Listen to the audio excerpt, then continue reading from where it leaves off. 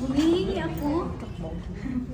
Nagkatahimik ka. Okay, this one here is our bottom sheet. So we were going to start with the bottom sheet. So bottom sheet na to, mauna siya ang nag-cover sa itong mattress. And this will be the one to protect the mattress. Say mattress, ma'am, kanang sa babae, mattress. ang mattress mo na siya ang foam. Okay? So, diba? So, kani siya, it should be bad side out. So, bad side out gani, meaning, ang bad na sa gawas, buwang kubayot ha, ginukot mo.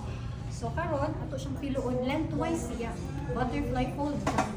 No? So, meaning, atong ipagawas, iyang bad side. So, bad side siya, so meaning, good to good, bad side din siya. This is the bottom sheet. Bottom sheet, dili bottom shelf. What? Bottom. Yeah. Uy! Iso-iswasa na inyong mga dila. Kanina siya is the rubber sheet.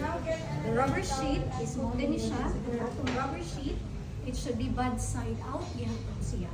Bad side out, bad side out. Muna siya ang mag-protect sa atong bottom sheet from the stains, any bodily fluids, or mga bodily secretions. So, ato siyang tiluod, bad side out. So, this one is the bottom sheet, and this one here is the rubber sheet. Rubber sheet, okay? This one here is what we call as the cotton draw sheet. Cotton draw sheet, ha? Ang one here, cotton draw sheet. So, cotton draw siya, so meaning it's soft ang iyang cloth. So, meaning ka siya, gi-cover niya ang rubber sheet para dili masaknot, dili siya mag-skin irritation. Kaya kung mag-skin irritation, mamula na ganin na diha, it will lead to skin ulcers or mga bed sores. Pwede. So, kani sapnot man siya, it's very inmate. So, atong sampungan o cotton raw sheet. Ang cotton raw sheet, bad side out yapon siya. Bad side out, bad side out, bad side out. So, bad side out na to, mao din na siya. Itong cotton draw sheet, mao din na siya ang third sheet na bad side out. Okay, wala pa ko yung good side out, ha? Okay. So, karon this one here is considered the lifter. Siya ang lifter. Siya dayon ang kanang mo. Kanang example, imo siyang i-lift up. Ito siyang i-lift down, or ato siyang i-patakilid, or ato siyang i-lift ang patient. Change na tong position, pwede. So this one here is the cotton draw sheet. This one here is another one, is the top sheet. So top sheet man ni siya. Ang top sheet na to is good side out, good side out, good side out.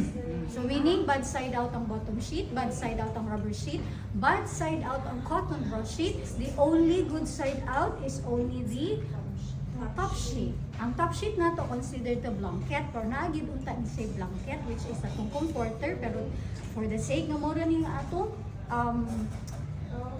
materials for the demonstration, mura po na itong gamiton. So this one here, the top sheet is considered the blanket. So blanket ni siya. So ang blanket na to is good side out ni siya.